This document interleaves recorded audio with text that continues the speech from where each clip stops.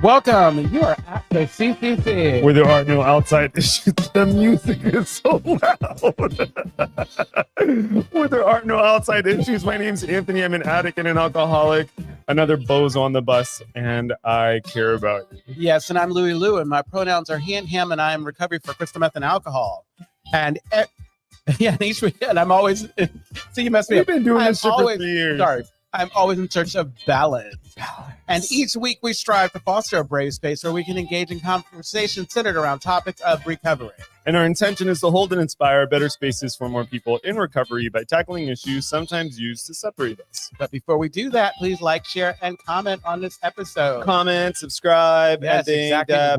Rate the episode. And as Anthony put it, only rate it if you have nice things to say. And if you have not nice things to say, send us an email. Yeah, and thank you have to put our shit on Front Street. Thank you to the people who on Front Street. Thank you to the people who come up and talk to us directly. Yeah, and now the disclaimer: the thoughts and opinions expressed on the CCC are as alone. We do not represent anyone but ourselves. The topics, the information, everything we talk about is just for general information purposes only. In other words, we are just a couple of friends behind a mic here to entertain you. Let's have a kiki. Let's have a kiki. And yeah, thank you for people who like see us on the street and say hi to us or send us emails. Thank you so much. We love that a whole lot. It's absolutely helpful. Like, yeah, it's just really helpful because it's really helpful. There's no way. There's not. We get like statistical numbers and everything, but it's just weird to know that people listen and then people say hi. That's really neat. So thank you. Yeah, thank you for listening and thank you for saying hi to us and thank you for sending us kind and sweet emails. Absolutely. And how are you, Louis? I'm good. You know what? This has been a good week. I mean, I've been really busy with work. But yeah, other than that, it's been a good week. How about you? I've been really busy. As you know, I started a new thing. Of course. And I'm laughing for those listening. I'm laughing because I showed up late to the studio and everyone was like, "Oh, why are you late?" And I was like, "Guys, I have a job." And everyone on the team has a job. So everyone laughed at me and made a big deal because we're all working. But I'm getting used to a new schedule, which is what I'm trying to say. I try to wake up early to go to the gym and then I come back and then I do all of that. And it's just been hard because sometimes I have to move things around in ways that I'm not used to yet. I appreciate that. I absolutely do. Yeah, you know what I mean? Yeah, I got you. But yeah, I love my new job. I love my colleagues. I love the work. It's just really fast paced. That's right good. now. Yeah. Right on. And yeah. Okay. All right. Well, I'm glad we got through that.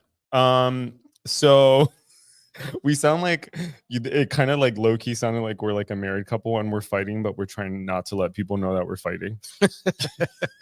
I'm poking him so like we're doing the table. Like we're working really hard to be nice in front of people. Oh my God, I just had flashes. Oh no, another trigger. Okay. No, that was my parents, Oh no. They loved each other deeply, but it's like when they did their fighting like that or trying to kind of keep it together.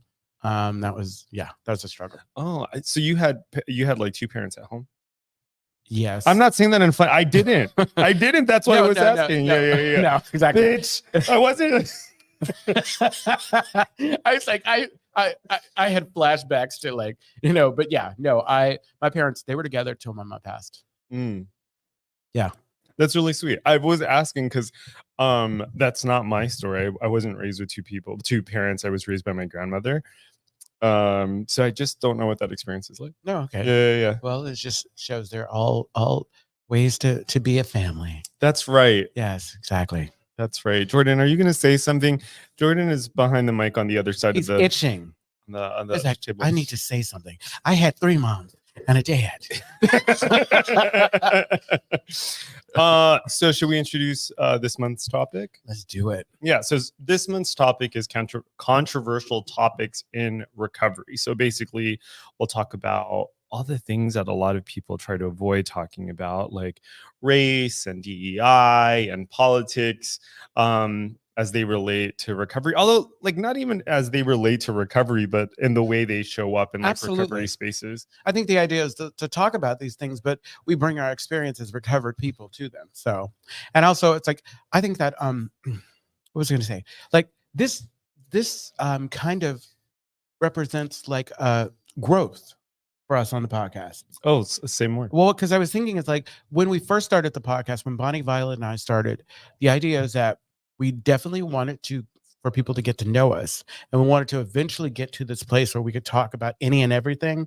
But in the beginning, we were more concerned with really that the topics be really kind of recovery focused, and that we stay there, and that we're mindful.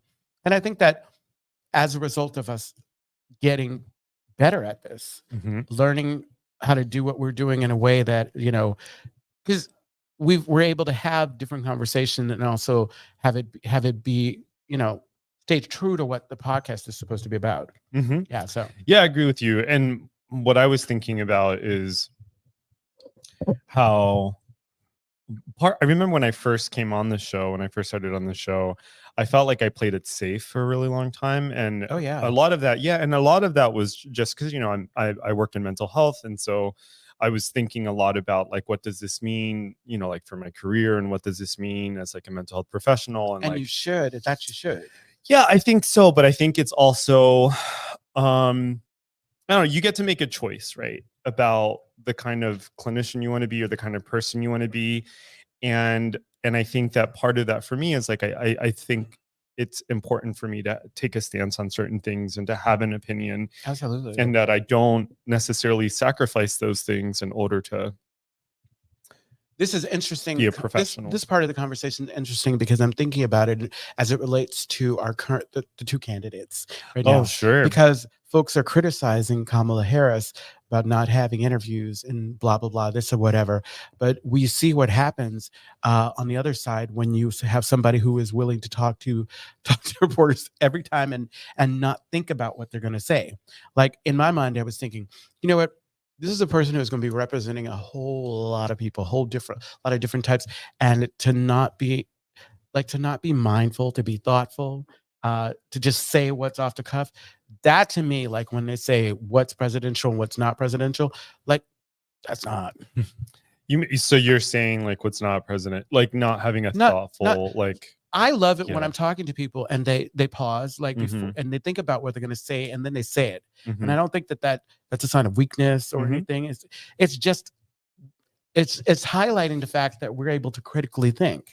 Yeah, I think I think what made, I don't even know if I could say like Trump was effective, but I think the one thing that was like refreshing for people, at least like you hear people who support him, they'll talk about how like, it was the first time they had like a politician or someone go up there who didn't sound like all the other politicians, right? So he was crisp and he was like off the cuff and he was, you know what I mean? Yeah, so Dave Chappelle called him an honest liar. Yeah, so people found that refreshing because it was the first time that they saw a politician behaving in that way. And so in a lot of ways, I feel like, he's changed political discourse in that like politics have to happen in a different way now. Yeah. But we're, to your point, is that we've gotten to the other side where it's like no, we're tired of the things being chaotic. Like we need a grown up at the table. Absolutely. At this point, it was such a relief. Like after Biden won, and it would have been anybody, that we have a bit of normalcy, that we're not constantly hearing about what somebody did. Like if it's not tied to what you're supposed to be doing, I don't want to hear about it. Yeah. I'm personally, I'm just like tired of constantly hearing about him in the news. It's just like, oh my gosh, like there's so many. It really is the way the news media is showing up. The news media it's not the news media of old, and that it's all sensational and everything. Like I look at the interview with Kamala and Tim Walz, and she asked that question about how Kamala felt about Trump's comment about race. And I'm like, you've been waiting for me to do this interview, and this is the question you have? Right. I'm all, yeah, okay, this is probably why I'm not doing that interview, but it's all good. Yeah. Gosh, yeah. And we were talking before we started airing, we were talking about you mentioned that Kamala has been receiving some criticism around her accent constantly Oh, changing, quote unquote. absolutely. And we were talking about code switching and how, you know, she very likely has been this person who has had to do a lot of code switching. And that's really interesting because when Obama was in office, he was criticized for the same thing. Absolutely. And you can find like some footage of him where he's in like one, I think there was like, he was in Georgia and he was speaking to a group of African Americans, and he, like, his cadence was more like Baptist churchy. Absolutely. Right. And then there were other instances, but, you know, the code switching has been something that a lot of people of color have had to do, people from different class backgrounds. Like, code switching has been, it's a survival mechanism. Absolutely. And I feel like here is this strength that she has, that she's had to develop over her lifespan, and it's being used against her, which to me is veiled racism. Oh, absolutely. It's extremely, it's veiled. I think what's interesting is like it's like they're playing this game of throw the spaghetti up against the wall and see what sticks, and nothing's sticking. Mhm. And so they're picking on things that normally in a normal healthy election, if there's any such thing as a healthy election cycle, it wouldn't matter. I mean, I found myself arguing with somebody on it. Says, I just made the comment, it's about code switching. They don't even want to acknowledge that code switching comes from a place of trauma, because folks had to be a certain way in order to be accepted, no matter how intelligent, how educated they were. Just like in this case now, we have a candidate who is a reality star who, for all intents and purposes, used his privilege to get where he is. And then we have someone who struggled and is educated or whatever, but they are not treated the same way. Mhm. And so it's like, and so hell yeah, she's got a code switch in order to yeah. Yeah. I mean, we're talking about a lot of stuff here. And I think, I think, and the way that ties into recovery spaces is that their politics have been very disruptive in certain Yes. in certain sober communities. I mean, you and I both know of a person who's said very like transphobic and racist things on Facebook, and you know, this is someone that we have to see in a meeting sometimes. Exactly. Or folks that you like. I have had to stop being around, shut people out because, like, they'll get behind the keyboards, they'll get on and they'll say something, and rather than like we do here, like if I make a statement that is offensive or that is just wrong or whatever, if I'm not open to hearing that and maybe modifying or changing, and you have these individuals that'll get on and will double down. They'll double down. Like one particular, it's like someone who I was friend with. We were in a situation at the theater. I don't know if you were at the theater that time. Which I'm trying to think what of show was it? I'm trying to think of what movie we went. We were waiting for the movie to start, Okay. and there was a drunk woman in the audience, and there was a lot of kind of loudness or whatever. And I'm listening. one of the individuals there, he was there with his partner who was older, and he ended up going on to Facebook. Okay. And the way in which he complained about it wasn't like there was a disruption in or whatever. It was like, I had an interaction with a woman of color, and and I had 5 others this week, and he went in and announced and talked about it, in a way where it's like he didn't let this be an isolated incident.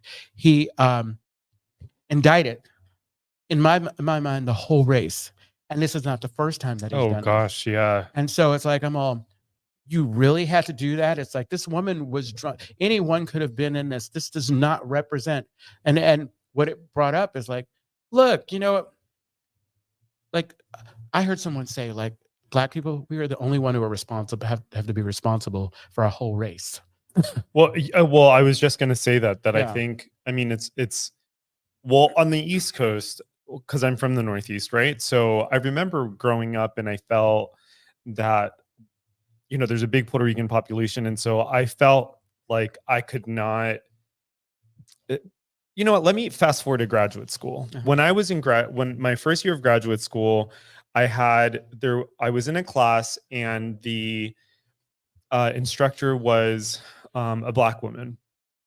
And she pulled me aside at some point into her office, because at some point I was on my phone, I was texting, but I was texting next to a white girl who was also texting, but I was the one who got called into her office. And I remember feeling like there are so many different things that are wrong with this situation. And one of the things that I walked away from that encounter was, and she made this clear to me. She said, Anthony, whether right or wrong, you're like one of two people of color in our class. And so you're like, we're always going to see you, you know? And so on one end, I felt like, oh, she was actually helping me. And on the other end, I felt like I was being singled out. Right. And so to this idea that like sometimes I have felt like I can't be an individual. Like sometimes I forget I'm like a person of color until I'm reminded that I'm a person. Oh, of color, absolutely. you know?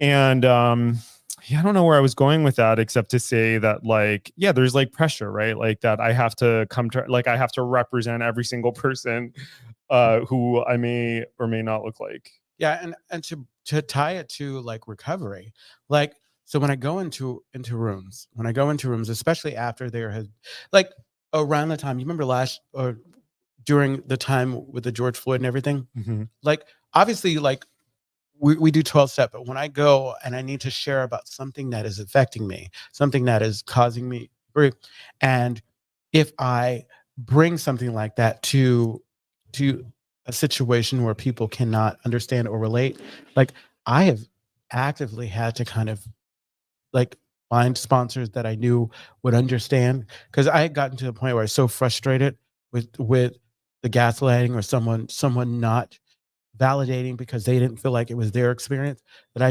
I was just like, I'm no longer interested in explaining the basics to you. It's not my responsibility to explain the basics. It's Right. like, or to do the research for you. And I think all too often, and with my sponsors that are of color, uh, those are conversations that we've had.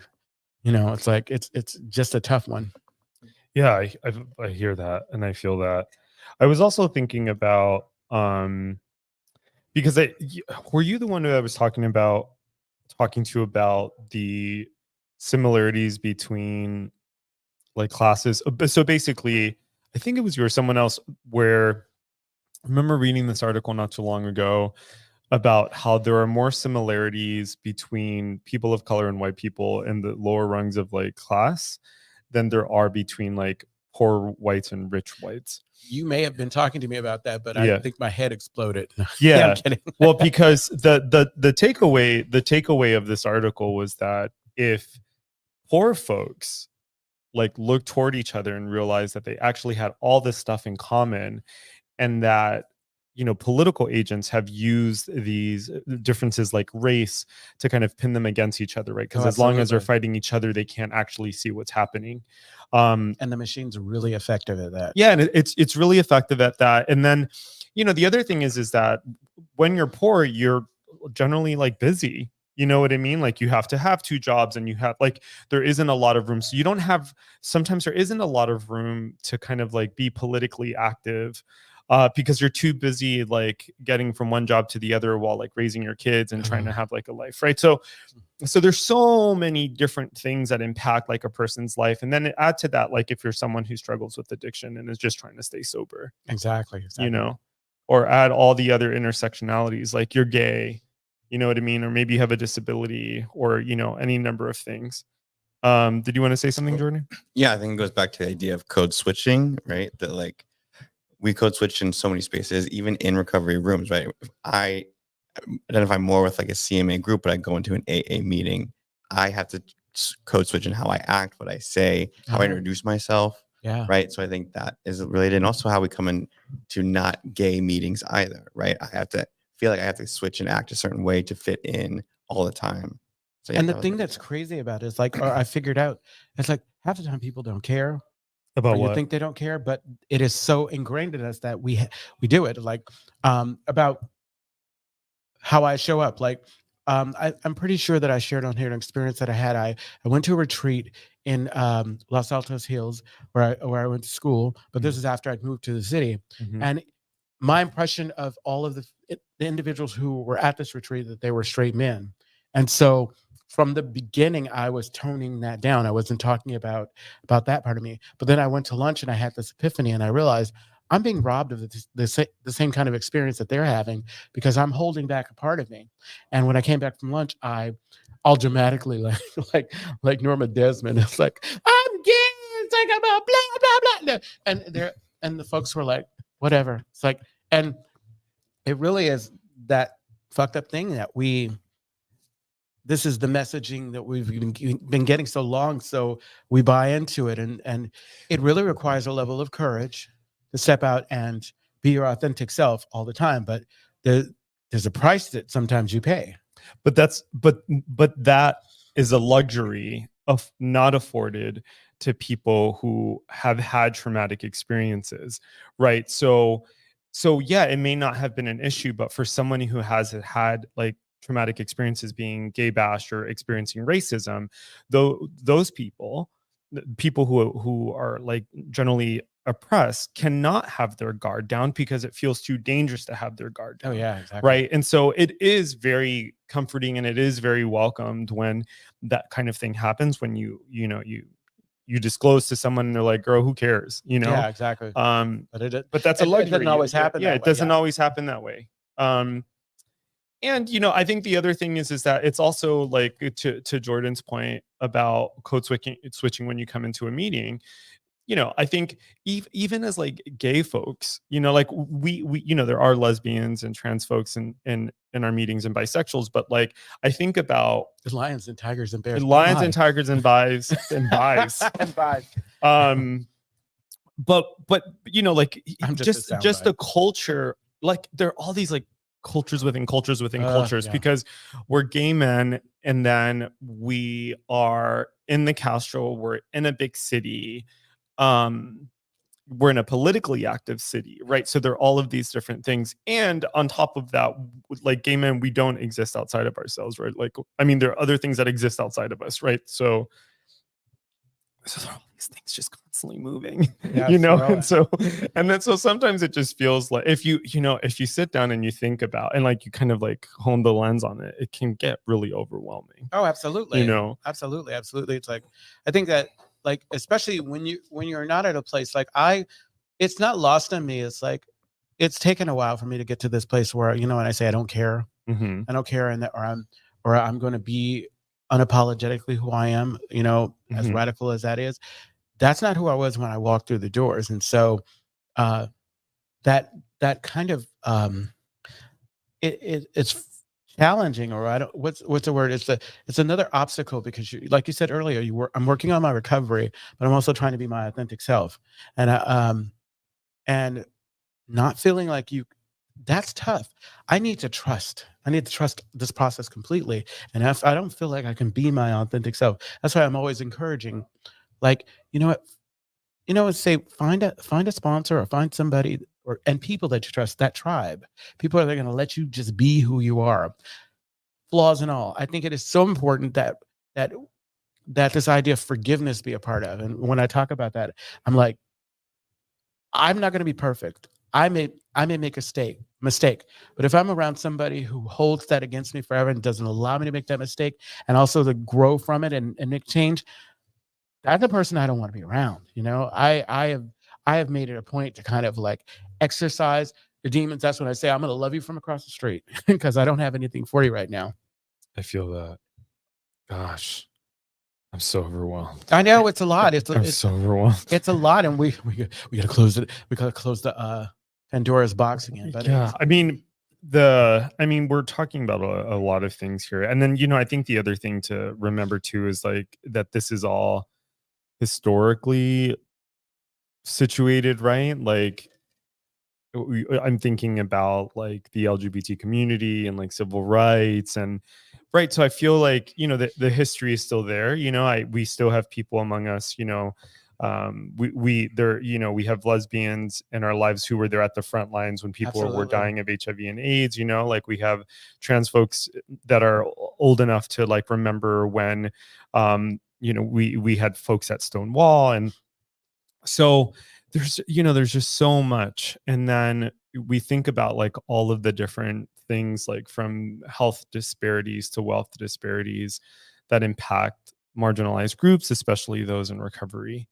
And then like not and like and also like acknowledging the fact that like a small percentage of people get sober. Yeah, no, exactly. You know, like Something else that like I think that we probably, if we're not careful, we will miss talking about. what? We should. Okay, so you and I, we have the perspective of being Puerto Rican Black. The I thought you were saying you were Puerto no, Rican. the POC Okay, experience. girl. But a lot of times, folks don't talk about the fact that these issues that we're talking about, they affect everybody. Yep. They affect white Well, people as I think It's like, so yeah. that's the thing, is that the people that I think are left out of the conversation are poor whites, yeah, right? Like that's a population that a lot of people don't talk about, and I think that's because, again, political agents have. I mean, that's part of a. and that's a why much, Trump did so well. yeah, because that's part of he's a. like, I'm gonna right, shine a light on you. I'm gonna let you right, know. and the thing is that like I grew up with, like, I have more in common with like the white folks who were in my project that I was raised with in the projects than I do like you know, people of color who came from money or have money. You probably don't watch Netflix, but have you What? seen any of the stuff going around about the movie Deliverance? Glenn Close plays a character who No, and Families of Color, that is a character that all of us know. She plays like she's a white woman who dates black men. She is like she was doing a sew-in and she got her eye that I what's this called? this is called Deliverance. It's like it's kind of a scary movie. It's not the best movie, but Glenn Close, she really threw herself into it. They've been calling her Glenisha. Oh yeah, I came across Glenn J. Blythe.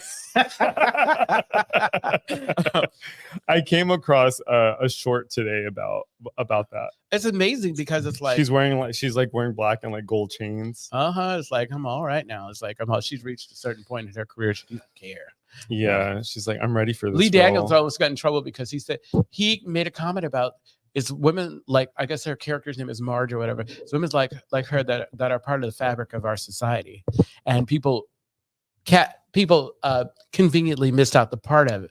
They said, no, she's not the fabric, or maybe the stitch. No, trust me, we all know. I love when we see folks that we wouldn't normally see. You know, it's like and it's that poor white person that is a big part of our family. You know, when they say so and Scott.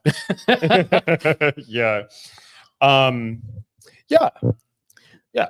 I'm looking forward to. Okay, so I'm absolutely looking forward to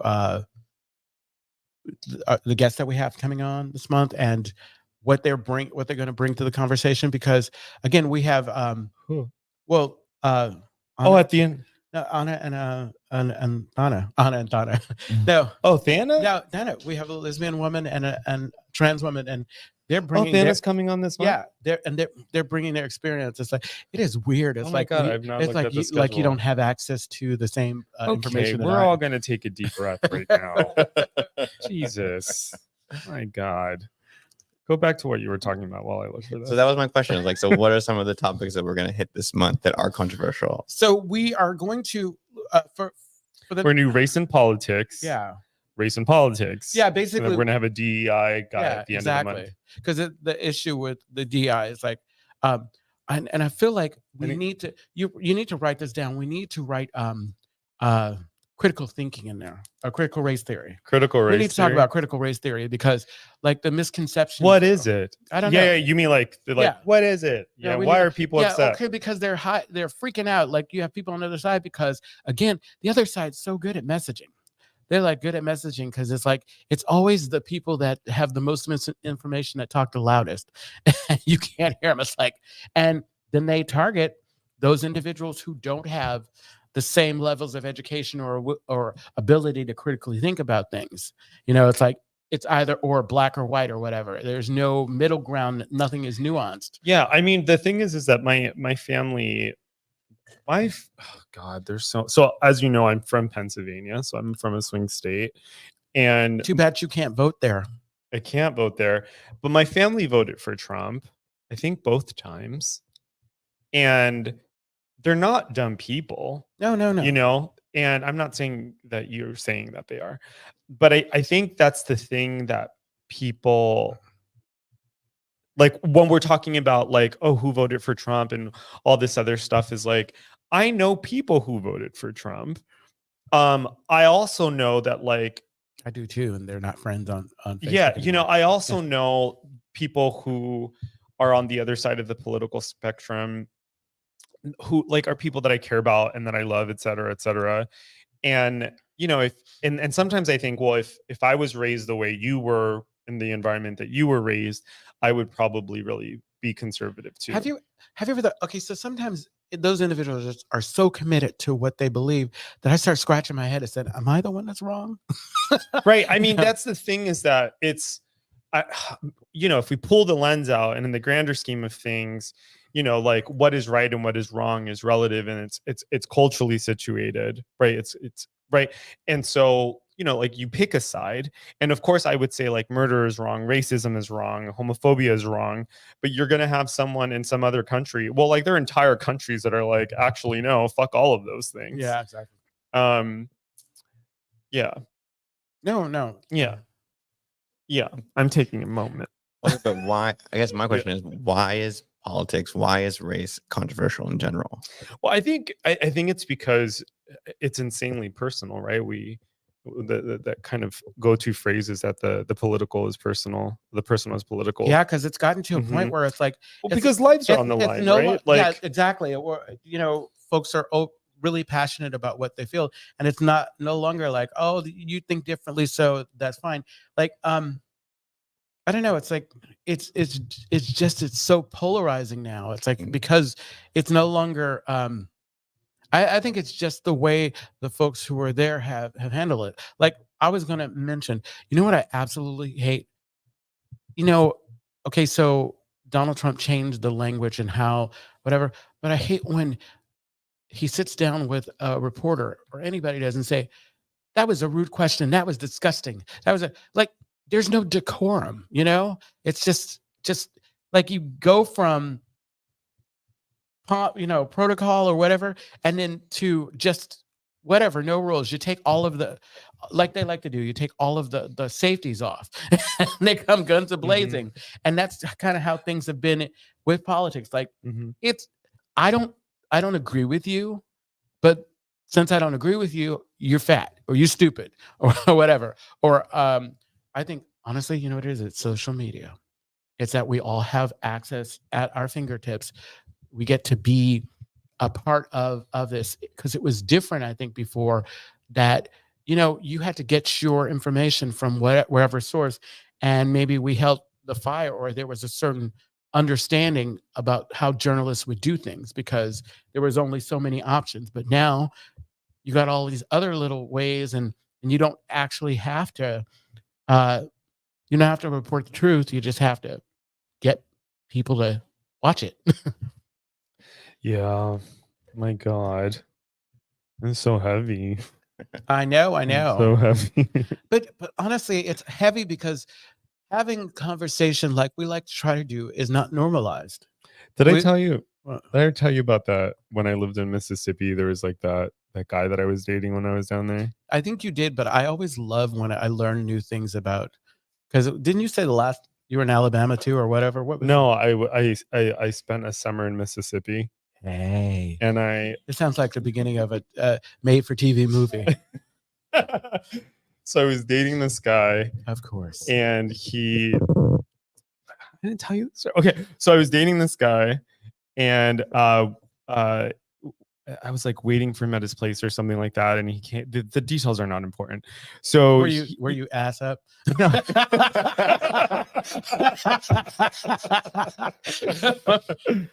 Oh my God.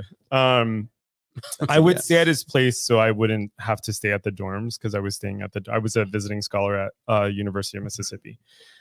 So I was staying at his place. He was like Ole Miss. Ole Miss, yeah. Miss, Ole Miss. How do you know about Ole Miss? I know about Ole Miss because when I went to a conference in Georgia a while back.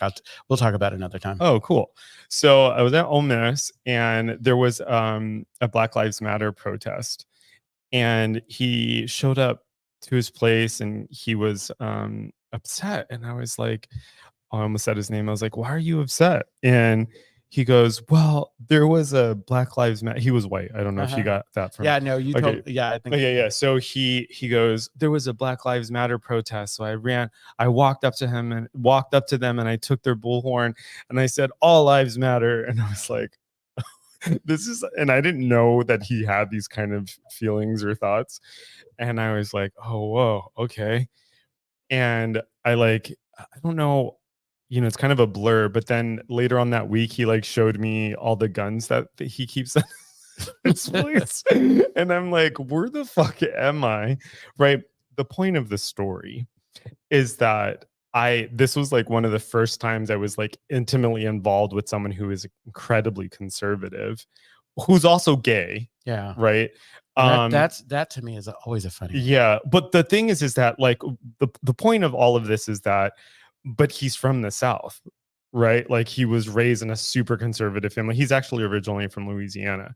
So he was raised in a super conservative family. Like his whole life has been that. And even like gay Southerners are very different from city gays. Mm-hmm. Yeah, and so the point is that he was human, right? Like this is exactly. someone who I knew had feelings, who had thoughts, who had like confusions and stuff like that. And I would remember thinking to myself, like, is it my job to try to get you to see how I see things? Yeah. Or is it like, is this? I mean, I knew I wasn't going to. Did you stay in the relationship? I mean, it had an expiration date because I was only going to be there for a couple months.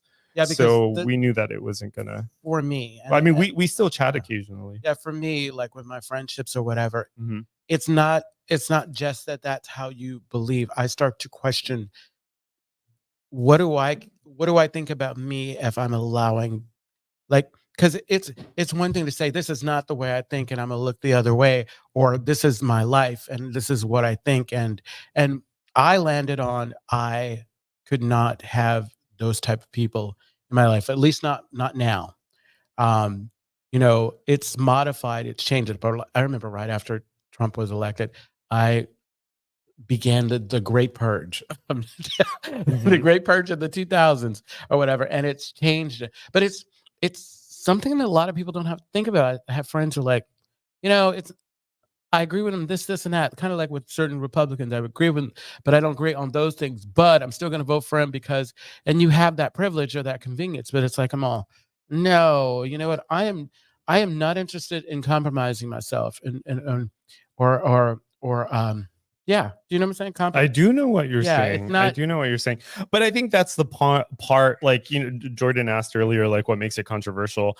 Well, I think part of what makes it controversial is that literally relationships are built and destroyed over politics sometimes, right? Like there are people who no longer speak to their family, because of political beliefs. And I think, to highlight what I was saying in response to that earlier, which is that lives are on the line, right? Like exactly. there are material consequences to certain and Anthony political is just beliefs. making exceptions for Dick.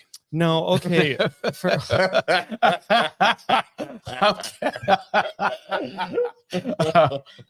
I'm sorry. It's like you said this has been pretty heavy, so I am going to lighten the load. I'm going to lighten the load. I'm going to lighten the load. Or unless you want a heavier load. It's so funny because I met a lot of conservative gay people when I was in Mississippi. But I think the problem. I think you're the problem. Clarify. No, we should clarify because I was watching this thing about Black Republicans or Black MAGA, and I'm all thinking, Black people have always been pretty conservative. And I don't think the problem is conservative or Republicans. The problem is that extreme on either side, that extreme. Because I've even had problems with leftists, people all the way over there. It's like because when you get to that place where you're not interested in hearing, you don't even want to have a real conversation. I stop listening. And what you're doing is you're pushing me over further to the middle. Because I'm all, hello, the only way we're going to get things done is if we have a way, if we're able to compromise.